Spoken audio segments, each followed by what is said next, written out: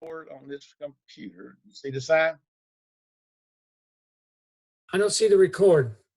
I got you. Yep, There, they come up. you're recording. They kind of slow. Might be kind of slow in here. I don't know. How slow it may be.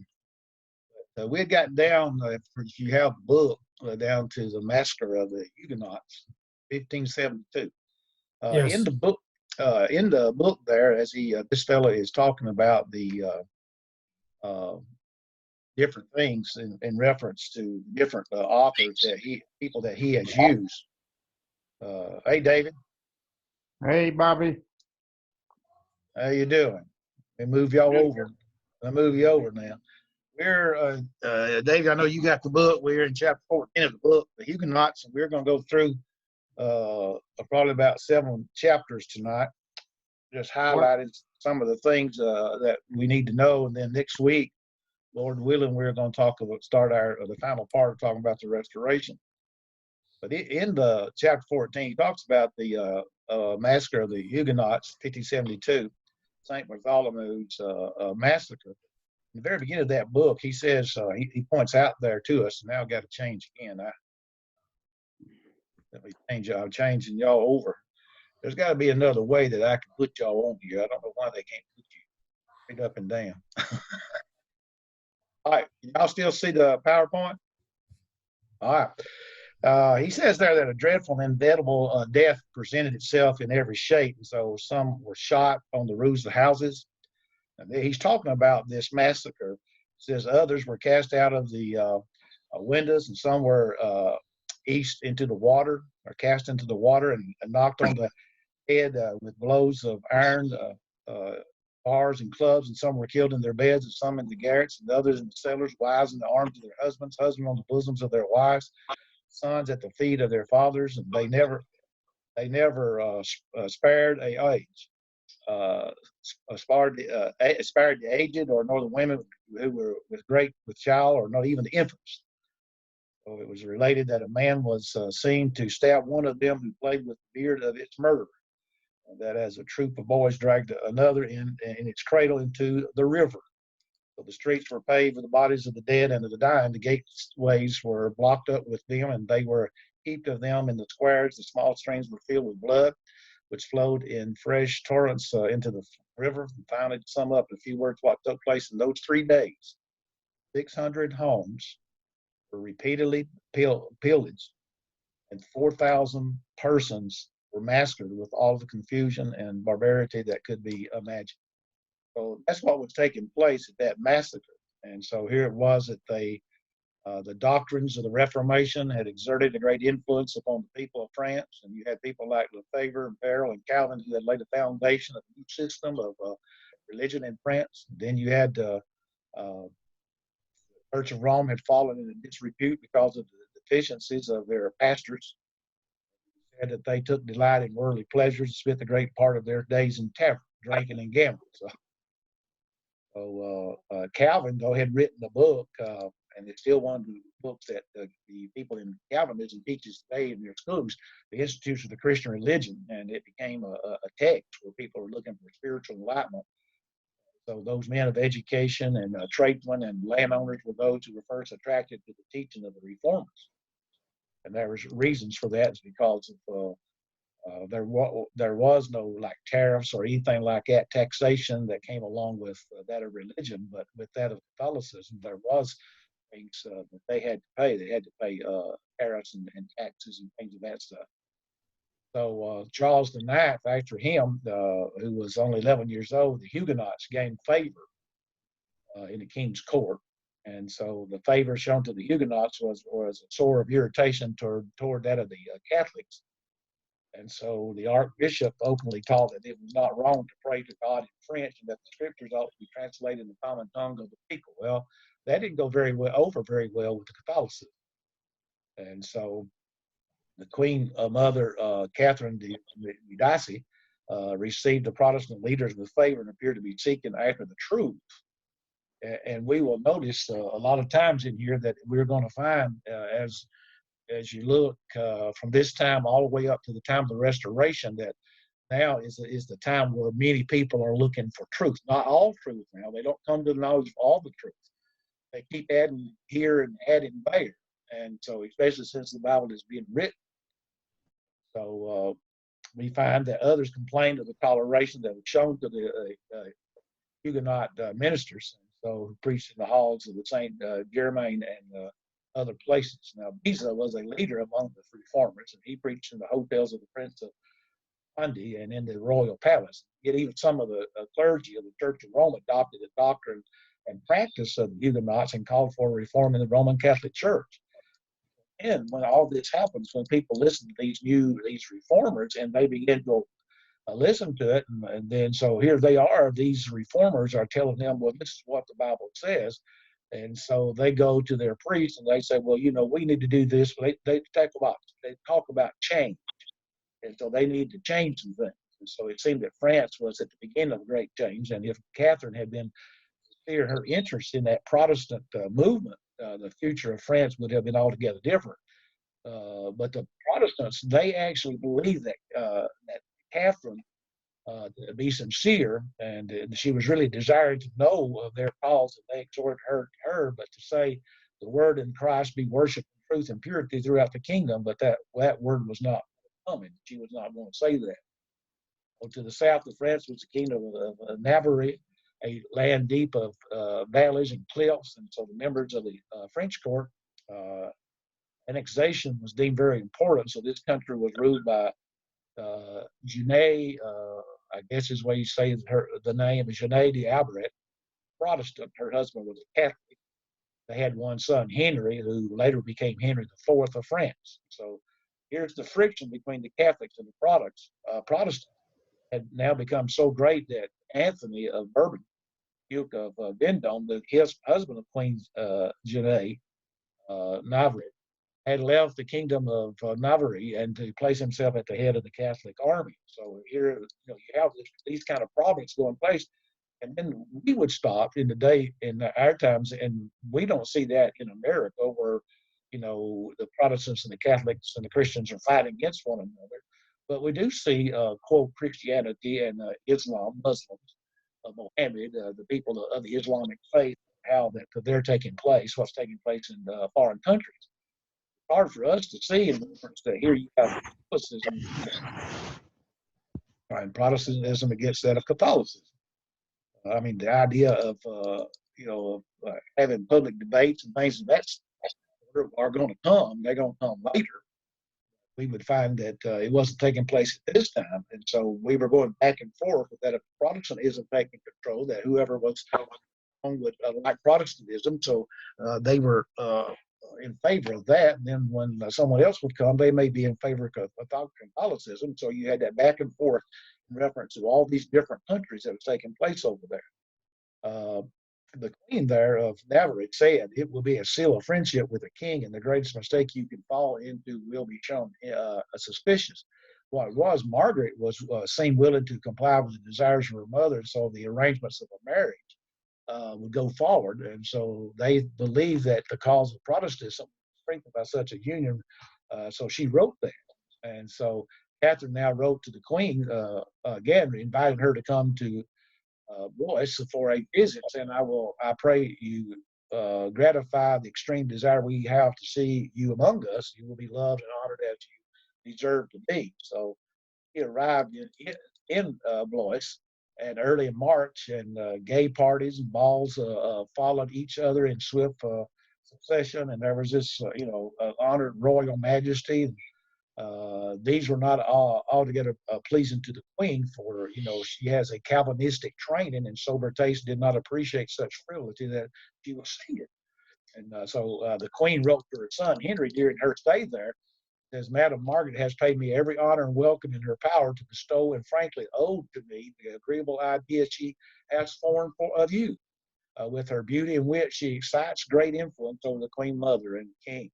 So if the marriage of Henry and Margaret was a part of the scheme by which the Huguenots were to be lured into for their destruction, there was very little probability in March of 1572 that it would ever be accomplished.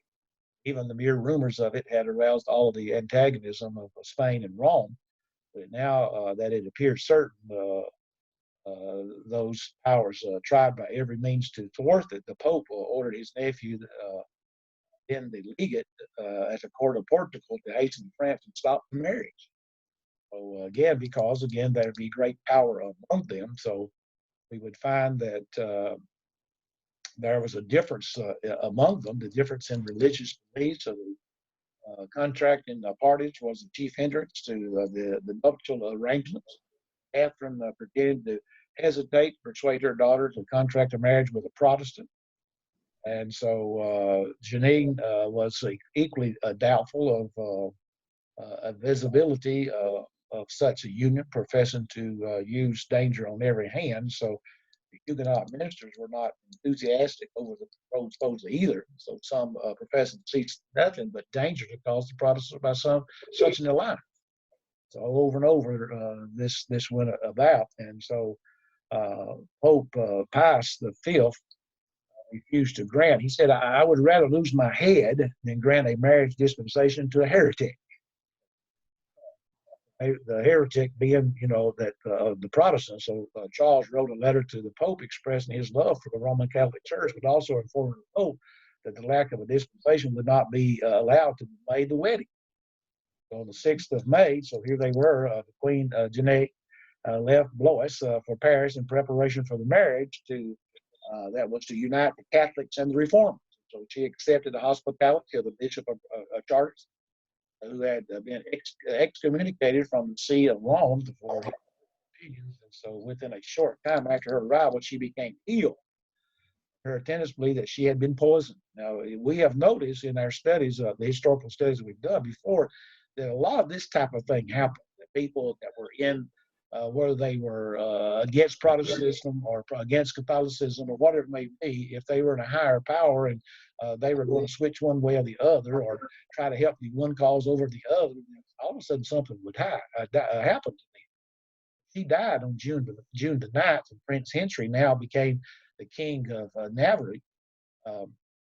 Navarre, and the queen's death further aroused the suspicion of the Huguenots. And so from every quarter, Admiral Colliga was urged to be on his guard. So the people of La Rocha sent him a warning urging him not to place himself within the power of so treacherous a person as Catherine. So these warnings he rejected, and so when the admiral entered the palace, he was greeted by the king, who threw his arms around him and said, "This is the happiest day of my life."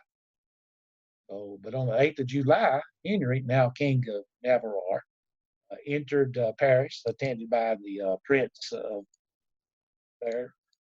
Get back to where I was. The Prince of Conde, the Cardinal of Bourbon, and Admiral Coligny, and a train of nobles. The officials of the city met him and escorted him into the Louvre, the royal place of the king. And so here's the wedding day has been set for the 10th of June, but the difficulty about all of this is the illness and the death of the queen. And so it would have caused the wedding to be delayed. And so final arrangements were made for it to be solemnized on the 18th of August. And so the betrothal was to be solemnized the day before at the palace of the king, to be followed by a supper and a ball, and after which the bride was to be conducted to the home of the Bishop of Paris, where she and her ladies were to spend the night. So it was customary for the daughter of the king to be married at the Cathedral of Notre Dame. And for this purpose, a raised platform with a pavilion had been constructed on the great plaza at the front of the cathedral. And so every roof and window and balcony was filled with spectators awaiting the wedding procession. So first came the archbishops, then the cardinal, followed by the officers of the state. Then came the king and the Princess Margaret stand before the Bishop of Paris. So Henry received the hand of the bride, and the nuptial oath was administered. So marriage ceremony, Henry escorted his bride in the Cathedral of Notre Dame to her mass, then withdrew with Conde, and then the admiral and the other nobility, passing the time walking about the grounds beneath the shadows of the venerable towers. Marriage was followed by days of festivities, which prevented the admiral from returning home. And so King requested a few more days for relaxation, promising that he would then grant Caligula a comfort. And so there was a delegation from the Huguenot Church had matters that they wanted to discuss with the admiral. So he was persuaded to remain in Paris for a few more days. Now, after the conclusion of all of this, we find that Coligny was returning to his hotel in company with two of his friends when bullets from an assassin's gun pierced his body. And his friends took him to an apartment where his wounds were dressed. And so when the word came that there's been an attempt on his life, the Protestants were amazed. So now they realized that they had been lured into a trap. That very evening, a large group of Huguenot gentlemen paraded through the streets of Louvre, shouting defiance, flourishing their swords and discharging their pistols. When they were admitted in the king's presence, they demanded justice and threatened to take the matter into their own hands if their request was denied. So here was Henry hastened to the bedside of his friend, and the king and the queen expressed their resentment toward those responsible for the crime. So while Henry was visiting with the admiral, Charles and his mother and Catherine were debating whether Henry should be included among those who were to be put to death. The decision was made that he should be allowed to live because he would be powerless after his followers were put to death. And so this is what takes place. So they actually forced themselves into the apartment there, and as they were coming up the stairs, he counseled his friends to escape over the housetops and so forth. And so the Duke inquired whether or not should they carry out their mission. The body of the great religious leader was thrust out the window. And so the houses which had been assigned to the Huguenots were registered and were therefore easily identified. So the soldiers gained interest to them, smashing the door, killing all of those on the inside, regardless whether they were old or infirm. As we've already read about, reference to what took place, and the women were subjected to violence with things that are too horrible to mention. And the streets were filled with heaps of naked, bloodied bodies, and others were carried to the river and thrown in it, so the waters of the Seine looked as if they had turned blood. So the houses were built in the bridge of Notre Dame were inhabited by Protestants, and very few of them offered any resistance, though in many of them there were soldiers. So one writer wrote, he said, that tells people that 700 or 800 people had taken refuge in a prison. Who were brought out of the groups of tens and murdered, after which their bodies were thrown into the river. So this was the problem that they were having with reference to the massacre that was taking place. Actually, no one can describe the events of that night murder. While the work of killing was going on, a group of soldiers entered the apartment of the king of the Navarre and took him to the king of France. And so there, Charles, inflamed with the victory over the Huguenots, demanded that Henry renounce the religion of the Protestants or prepare to die. Henry wanted to save his life, so he yielded to their demands and was compelled to send an order to his kingdom forbidding the exercise of any religion except that of the Roman Catholic Church. So now you can see a back and forth that they're doing in reference to that. I mean, you have in the Protestants, the Huguenots here, want to get back to the Bible, back to that some truth, but the Catholics, they're kind of in control or getting into control. So you have this back and forth again. So this massacre continued on October the 3rd, during which time more than 100,000 people were put to death. And so, find that from the cathedral, the king would go up to the palace of justice where Parliament was assembled, and there he would assume all responsibility for the massacre, saying that it was not prompted by any religious motive. So that it was ordered to prevent Admiral Coligny and his followers from carrying out a plan to murder the king, his mother, his brothers, and the king. And so his royal speech was amplified and published as a manifesto. So, they just actually, it was a plan he carried out to massacre the Huguenots, and that's what they did. They had to buy time, or they had to actually say, so others did this.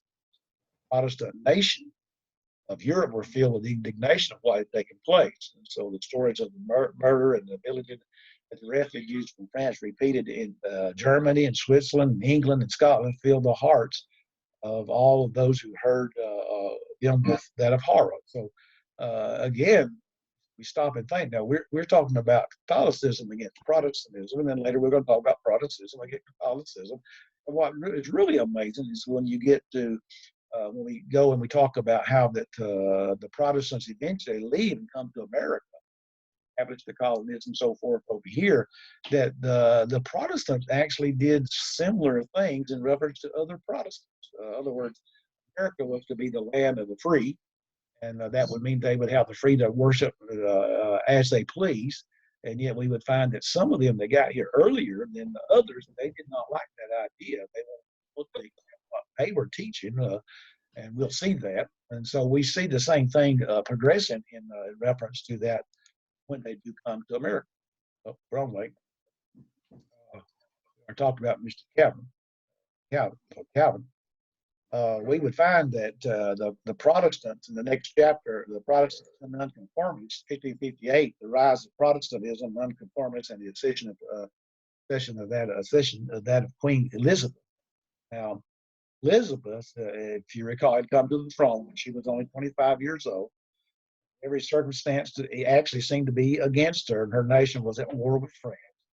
Taxes were imposed upon the people were grievous, and the money of the kingdom had been debased by a mixture of inferior metals and rivalry and jealousy of the couriers or courtiers, and was a source of continual discord. She immediately sent about to remedy all those conditions. In other words, she was going to try to make things right and for all the people.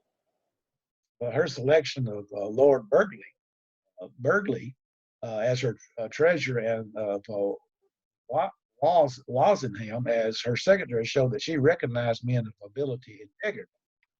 And so shortly after Elizabeth ascended to the throne, a contention broke out among the clergy, respecting the ecclesiastical vestments and the certain rites and ceremonies which had been developed by the reformers who fled to Germany and the Netherlands during the reign of Mary. Again, we have to stop and find was why is it that they're having all these disputes? Well, again, they have the Bible. And so there was this influence, and that most likely that they came under the influence like the others had in reference to what the Bible said, and so they were questioning all these things. And so as they questioned, dissension became happened. So this dissension became so great that Elizabeth called upon her advisors to enforce the Act of Uniformity. Now that's going to play a big role later too, which provided, and this is what it provided, that all ornaments for churches and ministers thereof shall remain as they were in the second year of Edward VI. So everybody had to comply to that. But the greatest objection to the garments was the square cap and the serpent.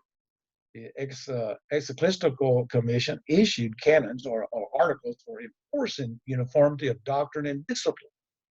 And so the majority of the clergy conformed to the general practice, but clergymen who would not conform received the same name nonconformists. So among some of those who refused to comply with the orders of the commission are that of Dean Sampson and Humphrey, and president. They were president of Magdalene College, and George Withers, a preacher of Bury, and preacher against the vestments, but ceased to speak against them when rebuked by the Archbishop Parker. Now, the nonconformists said they were advocating a purified religion. And so the derision they came to be called Puritans, because they said they advocated purity of doctrine and disciplines and free from all human inventions. So they affirmed that the Church of England had retained many things that were once a part of the Church of Rome, even though they professed they had reformed. And that's what they were seeing. They were simply saying, or the queens or whoever were in charge would allow them to do certain things, and yet these people would change things, but still they were doing things that were not according to the Roman Catholic Church. But yet they professed that they were reforming the Roman Catholic Church, but yet they were not doing that. They were just changing things. In one of the histories of the Puritans, it says in reviewing the liturgy of the Edward VI, no alterations were made in favor of those who began to be called Puritans from their attempting to a pure form of worship and discipline that had yet been established. Now, we think about the Puritans and the Pilgrims and so forth, and we're going to talk a lot about them, but they were different groups, and they're the ones that's going to come to America. And we'll find that many of them are simply wanting to go back to that of the Bible, as the Bible would do. But yet they didn't go all the way back to the Bible. Some of them still wanted to hold on to some of the things of Catholicism. I wonder sometimes in reference to that, is it because they're trying to hold on to some type of authority for themselves? You know, sometimes we, church, we have a congregation that has grown, and we don't have elders, and all of a sudden we're going to appoint elders, and then yet there are a lot of people who don't want to give up, the powers that they had. Say if you had 10 men and you're going to appoint 3 elders, and everybody's been doing things. And so some of them, even though they are not qualified to be elders, but you have 3 who are, that some of those other 7 do not want to give up, some type of authoritative arrangement. Even when you have problems sometimes with an eldership, you will find that if the eldership is dissolved, and then come back and redo the eldership, or re-choose men to be elders, then you'll find some who are descending in reference to that in reference to that, they don't want to have an eldership. And so here you would find it may be some of that in reference to these people that want to leave Catholicism, and yet they have been the leaders of some of these things. Therefore, they don't want to give up any of the authority that they may have.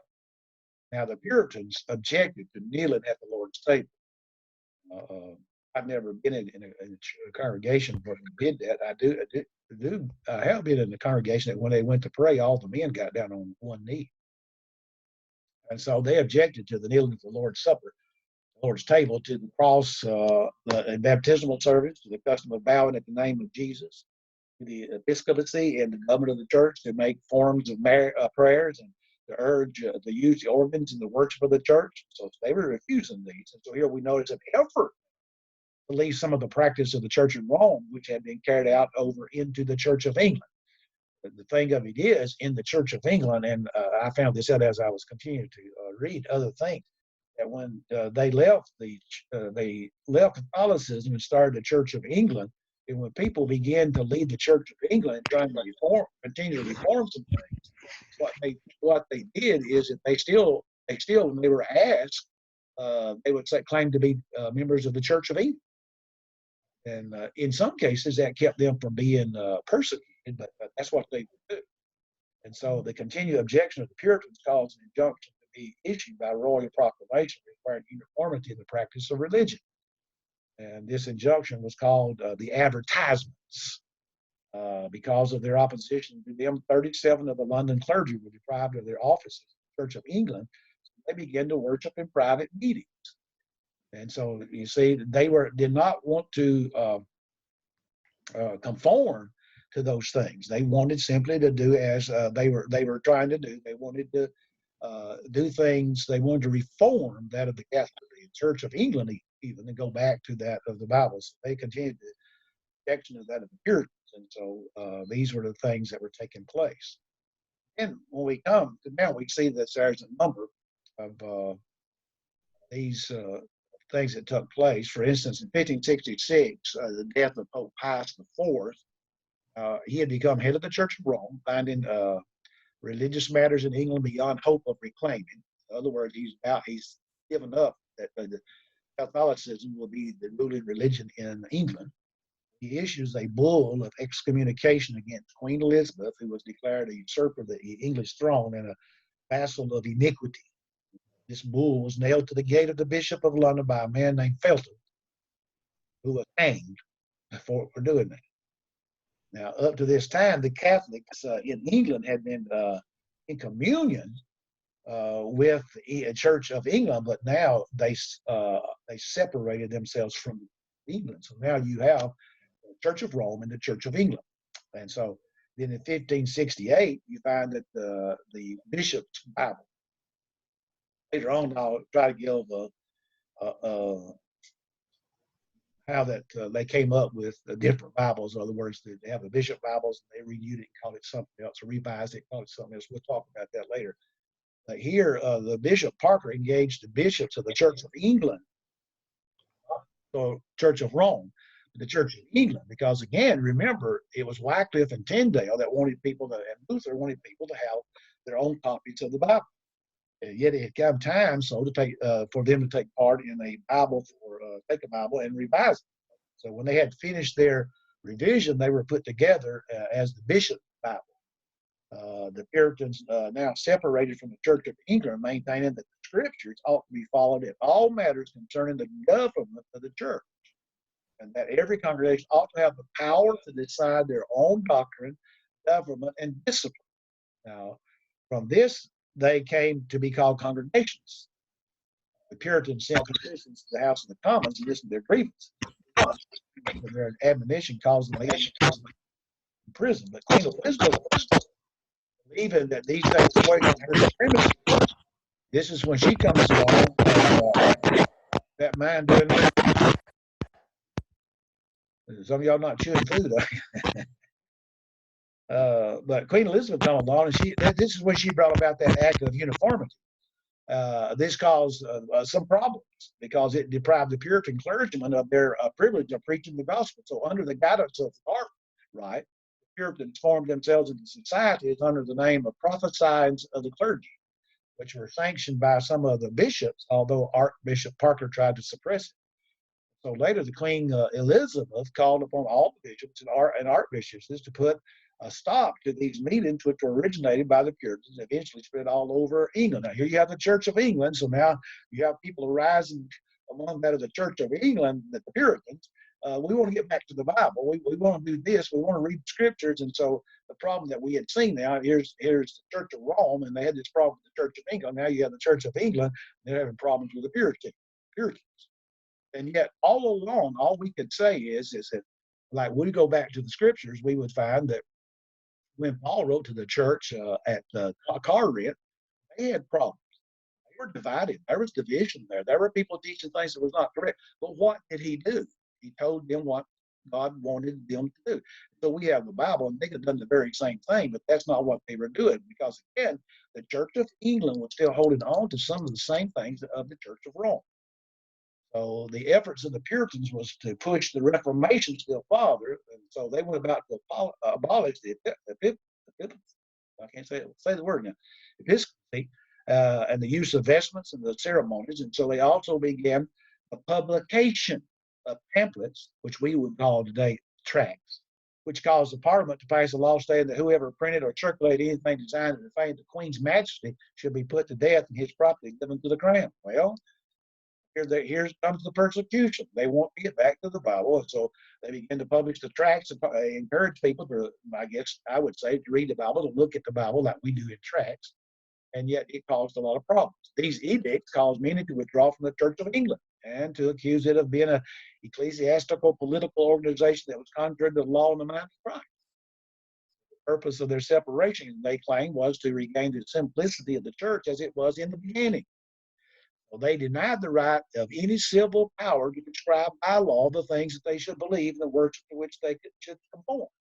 So all the citizens within the limits of the borders of England, it was claimed, were held to be under the government of the Church of England, therefore under the authority of the bishops of the church. From these bishops were selected those who were to constitute the High Commission of Causes of ecclesiastical. These commissioners, for some reason, these commissioners were to have jurisdiction over some spiritual or church matters. So these were the things that were taking place. Now, the first attempt to form such a body was a man by the name of John Copeland. His name now.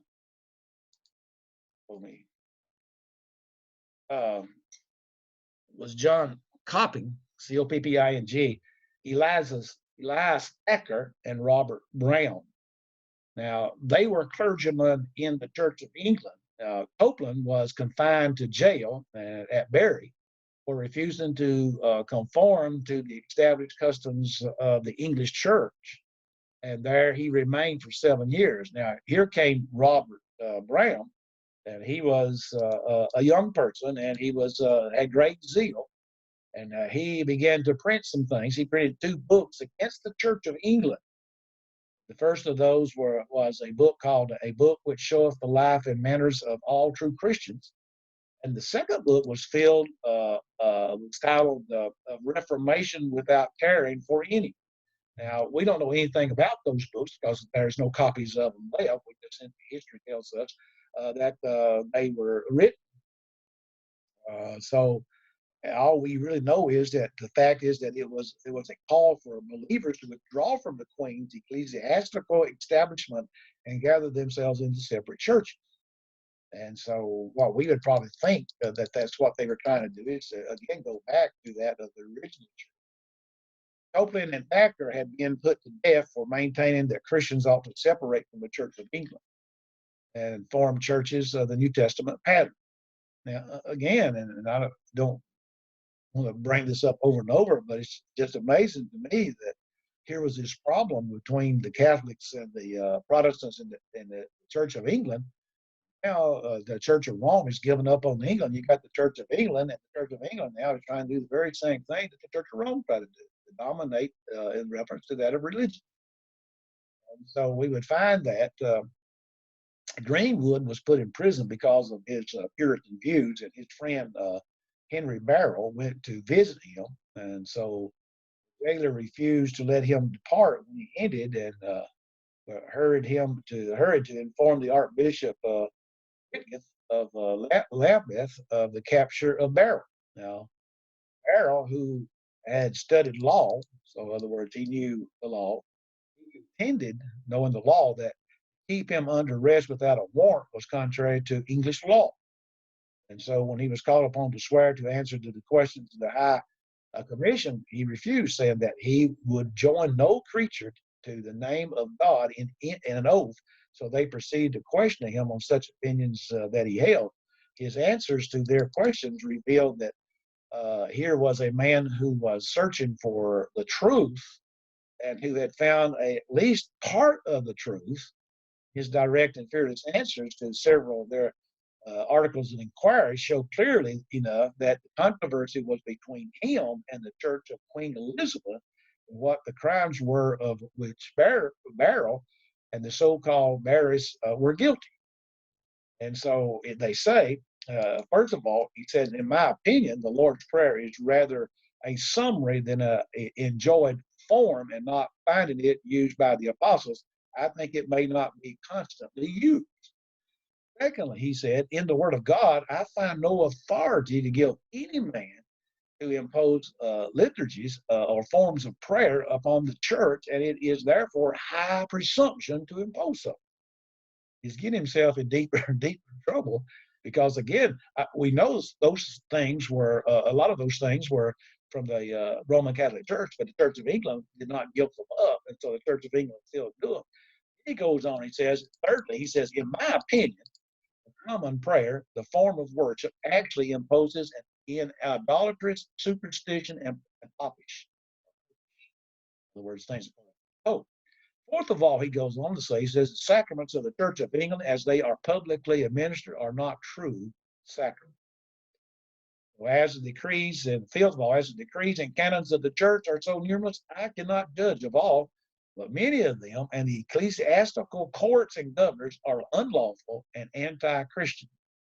Sixth of all, he says, such as have been baptized into the Church of England are not baptized according to the institution of Christ, yet they may not need to be baptized again. Number seven, he says, the Church of England, as it is now formed, is not the true church of Christ. Yet there are many excellent Christians in it. The Queen, he says, the Queen is supreme governor of the whole land and over the church, bodies and goods, but may not make any other laws for the church of Christ that he has left in his word. Then number nine, he says, I cannot see it lawful for anyone to alter the least part of the judicial law of Moses without doing injury to the moral law and opposing the will of God. 10th, he says, the question being whether a private person may reform the church if the prince neglected it.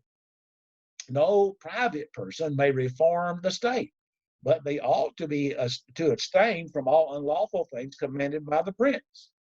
Finally, he says, the government of the Lord, the government of the Church of Christ belongs not to the ungodly, but every particular church ought to have an eldership.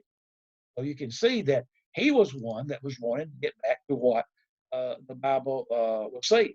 And so we find also that later, right before we get to chapter 16, the Herbert Garrison wrote, he says it was on the one hand the feeling that Geneva Bible was a better translation than any of the Great Bible. So there have been many translations of the Bible. So they had this Geneva Bible. And on the other hand, the dislike of many included the King James for the nations, or the detentions clauses that led to the resolve at Hampton Court Conference to prepare yet another version. So three committees were appointed from Oxford, Cambridge, and Westminster, and the work divided among them. The instructions were issued, of which only one or two needed to be cited. The Bishop's Bible, 1572, was to be followed as closely as possible. The older ecclesiastical words to be kept instead of Tyndale's invocation. There were to be no marginal glosses except to explain some Hebrew or Greek word. English Bible.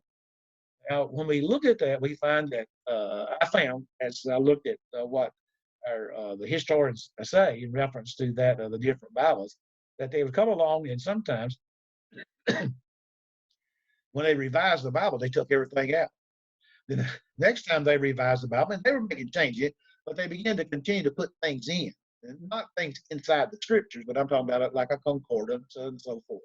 In other words, I have a Dixon Bible. It has a dictionary in the front. It has concordance in the back. It has maps in the back. Well, they did some of that type of thing, putting things in the Bible, and sometimes because whoever was the ruler, they would let them would tell them not to put anything in it. So we find that there's a new translation of the Bible. In 1603, the death of Queen Elizabeth took place. She became ill again. Her condition worsened, and she was asked who should succeed her, and she named her cousin James of Scotland.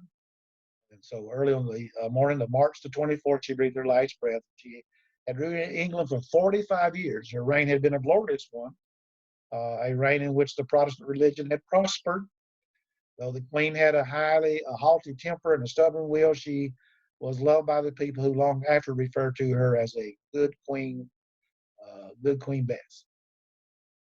So we would find that in an effort to persuade King James to make some concessions for them, the Puritans sent him a petition requesting an audience, an opportunity to present their grievances.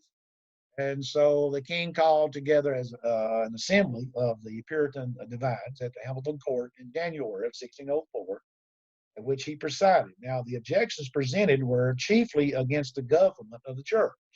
In other words, we think about elders, deacons. But when the hearing was finished, James calmly told the Puritans, "I will have one doctrine, one discipline, and one religion in England, and I alone will decide what that shall be, and you will conform to it, or I will hang you every one."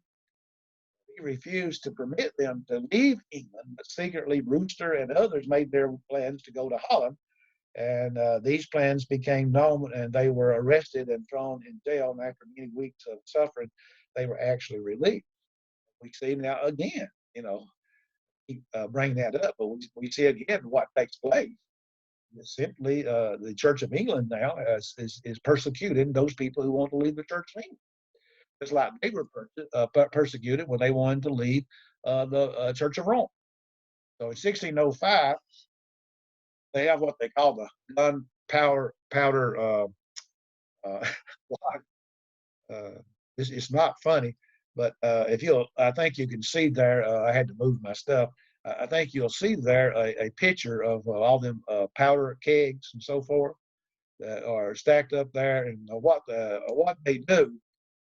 James did not at first enforce fines that Elizabeth had imposed upon those who refused to obey the act of conformity, that she brought in. So the members of the Roman Catholic Church who yet remained in England took this as an indication of his good will toward them, and they gave out word that he had become a member of the Roman Catholic Church. Now, you stop just for a moment and think about that. Just listen to what we just read, what he told the Puritans. I'll hang every one of them. Here, it's put out now that he's a Roman Catholic. So this brought so many Jews into the country that James was compelled to order all priests of the Roman Catholic Church to leave England. So the Catholics, they had agreed to attempt that the destruction of the king, of the House of Lords, and also the House of Commons. At one stroke, they're going to do away with it. So this was to be accomplished by blowing up Parliament homes, and when it next convened to hear the message of the king. And so they stored 36 barrels of gunpowder and other combustible materials. And some of those involved in this expressed a wish to warn their friends to keep away from the Parliament on the 5th of November of the opening day. Now, just stop and think about that. You know, they said, well, I don't want my friends to be blown up, to be killed. So we need to tell them. Well, you tell one, and they got different friends than you have, and they got different friends than he has. Guess what? The message is given out to everybody. So the conspiracy was thus discovered, and those who were involved were all hanged and drawn and quartered, and some at St. Paul, and some in St. Paul's churchyard, others at Ludgate Hall, and the remainder before the Parliament House. So a Jewish priest named Garnet was tried with two of his servants and another priest who was taken with him, and all were found guilty and executed. So the laws that were then imposed upon the members of the Church of Rome were more severe than before. And so we see that type of thing taking place at that there, and that wasn't the only place. In around 1607, now we're going to talk about some dates in reference to some denominations, and we will find that some historians will give like the beginning date. We're going to talk about Roger Williams later, and we'll find that there are different dates that are given if you look in different books. The reason for it is because he may have preached he may have preached, these preachers may have preached different doctrines in the Church of England, or whatever church they were a member of, and eventually they left and started another work. So in 1607, the first organized Baptist church, 36 of Smith's followers stood with him in rejecting the baptism which had been administered to them in infancy, that is, infant baptism. Smith baptized himself, and then those who stood with him. Those people were first called Anabaptists because they baptized again all of those who had been baptized at infancy. And so when it became known that Smith had baptized himself, he was called a Sea Baptist. And so later this group was called Baptists. And so the baptism they practiced in the beginning was by sprinkling, but it was not until later that they began to practice of immersion. So you see the progression. In other words, they knew that infant baptism is not correct, but they did not immerse. They did not do as the Bible points out for them to do. And so they were beginning to see again, even in 1607, and so they started the Baptist church.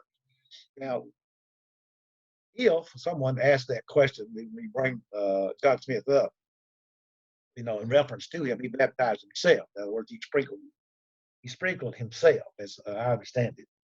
Now, if a person was on an island and he got a Bible and saw he needed to be baptized, would it be all right for him to baptize himself? Well, not according to the Bible, it would seem. He that believeth, that's personal, that I am supposed to believe, and is baptized. Baptism there is a passive act. That means that's something that's being done to the other person. But I'm here to tell you that if I was on that island with that Bible, knowing I was going to die, knowing that I had to obey the gospel, I have just read I need to baptize. I'd baptize myself. If I got taken off the island, then I would find somebody to show that I wanted really to be a Christian. I'd find somebody to immerse me again. You might say, well, that's kind of contradictory. Maybe. I would make sure that I was going to pay. That's what. But you cannot baptize yourself. I do baptize people, and I think we mentioned this before, where they put them in a 55-gallon drum or a 35-gallon drum and push them down and pull them back. 1611, King James translation of the scriptures is complete. The translation of the scriptures known as the King James translation was made at the request of the Puritans at the Hamilton Court Conference. Wycliffe's translation was made from the Latin around about 1430, and it was used until it was supplanted by Tyndale's translation, which was finished in 1526 in Holland. So now you can see the progression reference to that of getting a translation of the Bible. So in the year of 1535, the whole Bible was printed for the first time, Coverdale. Then this Bible was printed in Porto in 1550, and again with a new title, tied 1553. 2 years after the Bible was reprinted in English with this title, the Holy Bible, which is all the Holy Scriptures. And the point of that is that it had all the Old Testament and New Testament, and even the as and you know, I'm trying to see what else. It contained the Old and the New Testament in the book that is written in that funny English language. Dewey, O-L-D-E, and N-E-W-E Testament. Translated into English by Thomas Matthew, I think it's his name. Let's see here. It had an exhortation to study the scripture by John Rogers, a table of contents, a place for marriages, marginal notes, a prologue, and the Apocalypse, some wooden cuts at the beginning of the prophets are printed on top of the page. So, but it was just a translation, and they added things and took things away. So, and in the year of 1539, that same Bible mentioned translation having been revised and corrected by Archbishop Kramer, and it was reported the following year, finished at the year 1541, it was proper for churches to print again the Bible, and it was reprinted the following year, proper for churches. And so they began in 1541. It was printed again by Grafton, having been revised by Tunstall and Heath, bishops of Durham, Rochester. But after this time, the people, the Popish party, excuse me, revealing at court there were no more editions of the Bible in the reign. So King Edward comes, and then the Bible, 4849, the Bible of 1541 had been reprinted with Kramer's prologue. And next year, Coverdale's New Testament of 1535 was reprinted. And in the reign of Queen Mary, 1555, the exiles of Geneva undertook a new translation, commonly called the Geneva Bible. The names of the translators were Coverdale, Goodman, Gelby, Whittingham, Sampson, Cole, Knox, Hadley, Pullen. We published the New Testament first in small 12s, 1557, by Conrad Bodies. This is the first that was printed with numerical verses. The whole Bible was published afterwards with marginal notes, 1559, dedicated to Queen Elizabeth. So you can see the progression that Kramer's edition of the Bible had been reprinted in the years of 1552, 1566 for the use of the churches. Bishop's Bible was printed in an elegant and copious folio in the year 1568 with maps and cuts. In the year 1752, it was reprinted. So you see things, like you said, adding to it for a better understanding. So in the year 1582, the Roman Catholic exiles translated the New Testament for the use of their people. That's interesting. The Old Testament of this translation was first published at Dunley in two quarto volumes, the first in the year 1609 and the other in 1610. So it's right prior to the King James Bible. So the mistakes of this translation and the false glosses put up on the text were exposed by the learned Dr. Fuke and Mr. Cartwright, and at the request of the Puritans in the Hampton Court Conference. So now all of this is taking place. So now we're going to get to King James. Now, King James himself appointed a new translation to be executed by the most learned men of both universities under the following regulations. Number one, that they keep as close as possible to the bishop's Bible. Number two, that the names of the holy writers be retained according to the vulgar, that is the common use. Number three, that the old ecclesiastical words be kept, such church not to be translated congregation. So that's when we got the word church. So we call ourselves a church. So when the church gathers, no, when the congregation gathers. The modern little version has gone back to the word church, congregation, because of that. And when a word had diverse significations, that be kept, which has been most commonly used. In other words, they, as I'm not mistaken, there are 60-something words in the King James for the word will, W-I-L-L. And so that's, and the different words, and they all translate with the English word will. That the divisions of chapters be not altered. That number 6, that no marginal notes, but for the explication of the Hebrew or a Greek word, marginal references may be set down. The other regulations regular to the translators, compare and note and agree it among themselves. They were to consult the modern translation of the French, the Dutch, the German, but to vary as little as possible from the bishop's Bible. So he had all kinds of rules and regulations that they were supposed to do. Then going back to that of the 1609, 1610 Douay version, Douay version does not differ widely from the non-Catholic versions. It contains the Apocrypha, which are omitted in Protestant Bibles and which were not included in the Catholic Bibles until placed there by the order of the Council of Trent in the 16th century. Now, the Douay version is translated from the Latin Vulgate, which was in turn translated from the Greek and Hebrew. And a translation of a translation is lack of accuracy. And so, what we try to do, when people are trying to translate the Bible, they translate it from the manuscript, that is the Greek manuscript. So when the Bible was first written, it was not divided into chapters and verses. It was not until 1248 that the Bible was divided into chapters by Hugo Cardinal de Santo Caro. Then Rabbi Mordecai Nathan divided the Old Testament into verses in 1443, and Robert Stephen divided the New Testament into verses in 1555. So the Radical Catholic Church has never seriously encouraged to study the Bible in the first place. So we see that, but yet they wanted their own Bible. And so therefore, we would try to they made a copy of that of a Bible, made a Bible, Dunway version of the Bible, and they translated that of the Latin Vulgate. I know I've done all this talking for this whole hour.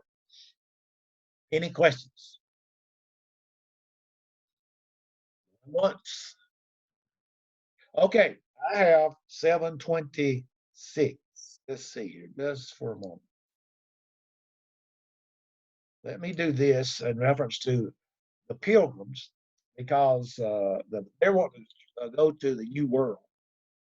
And so the Pilgrims Seek Religious Freedom, 1620, Brewster and his followers established settlement in the New World, that is in America.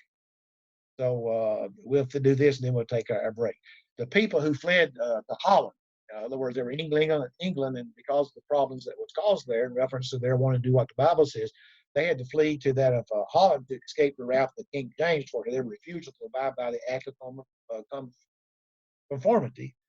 They were called Puritans because of their plea that they wanted only to purify the worship of the Church of England because of the desire of the people.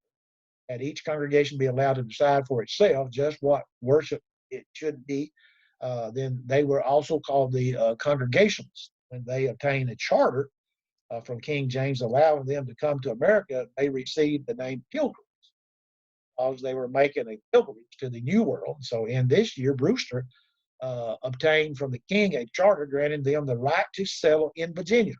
And so the group assembled for the last time in English, on English soil at Plymouth, July the 21st, for the last time, at 1620. And John Robertson preached to the little group on the wharf.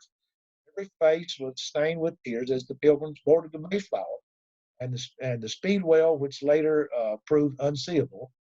The Mayflower took all the passengers on board and they set sail. And after many weeks, land was sighted.